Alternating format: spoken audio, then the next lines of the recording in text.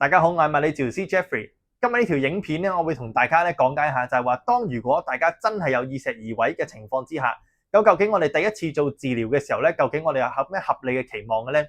嗱，我哋咧首先會同你做問診，去確保咧你真係有耳石移位嘅症狀嘅，即係話你嘅症狀咧係相類似耳石移位。咁通常我哋講緊就係話你嘅頭暈咧係天旋地轉啦，通常轉嘅時間大約30秒至1分鐘左右啦。我哋講緊瞓覺嘅時候咧，左右轉身有頭暈，尤其一邊係會比較暈啦。然後咧，但係通常行路啊、坐低咧會相對上比較少影響。嗱，咁通常咧喺問診，我哋問到呢啲情況之下，你都話係的話咧，多數你都係耳石移位噶啦。咁然後咧，我哋會幫你做咧好相對應嘅檢查。我哋要幫你檢查究竟我哋啲耳石，我哋嘅脫落咧去到邊一個方向？究竟係我哋耳仔向後嘅方向啦、打橫嘅方向，定係向前嘅方向？同時間我哋要分左右嘅，即係我哋要幫你好準確咁判斷究竟耳石我哋叫跌咗落邊一個方向，繼而咧我哋幫你選擇做最適合、最針對性嘅方法咧，去幫你解決呢一個耳石移位嘅情況。嗱，如果我哋講緊啊，當你啱啱開始有耳石，假設你好記得話上2個禮拜開始有耳石移位，即係我哋一個短時間的話咧，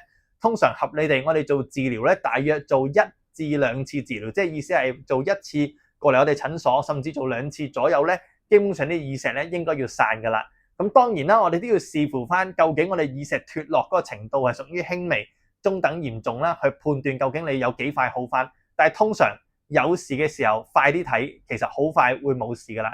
咁然後咧，我哋喺同一堂裏邊做完檢查嘅時候咧，我哋會幫你做耳石嘅復位啦。然後我哋會 total 咧做3次嘅耳石復位。嗱，合理地咧，我哋應該希望見到我哋嗰個暈嘅程度咧。第一次嘅時候會暈啲，第二次會冇咁暈，第三次我哋最理想係冇乜暈，甚至冇晒。OK， 即係我哋叫一次比一次好。咁所以咧，我哋呢個方向咧，從而咧可以俾我哋判斷啊，其實咧我哋耳石嘅診斷係正確啦，同時間我哋做耳石復位嘅操作咧都正確，所以我哋慢慢咧可以幫啲耳石咧，我哋叫重新歸位，或者我哋要幫啲耳石咧，我哋叫推走佢噶啦，得唔得？咁所以咧，我哋講緊咧就係話，當如果我哋有耳石移位嘅情況之下，咁所以咧，我哋合理地咧係可以幫你大約1至2堂裏邊咧可以解決個問題。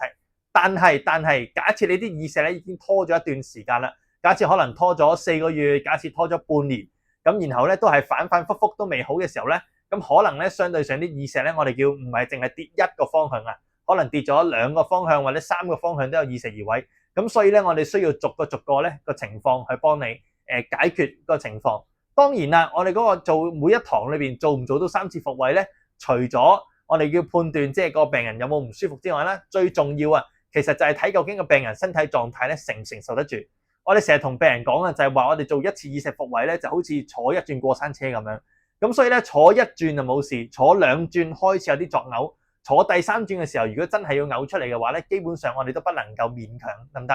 咁但係咧，我哋講緊就係話，當我哋幫你一個完整嘅復位、完整嘅檢查，再加完整嘅復位咧，成個時間操作咧，大約30分鐘左右，得唔得？咁所以咧，當大家如果真係有耳石移位嘅情況之下咧，我哋建議大家真係盡早接受治療，好冇？好啦，咁如果以下有任何問題嘅話，歡迎喺下邊留言，我哋會盡快回覆大家。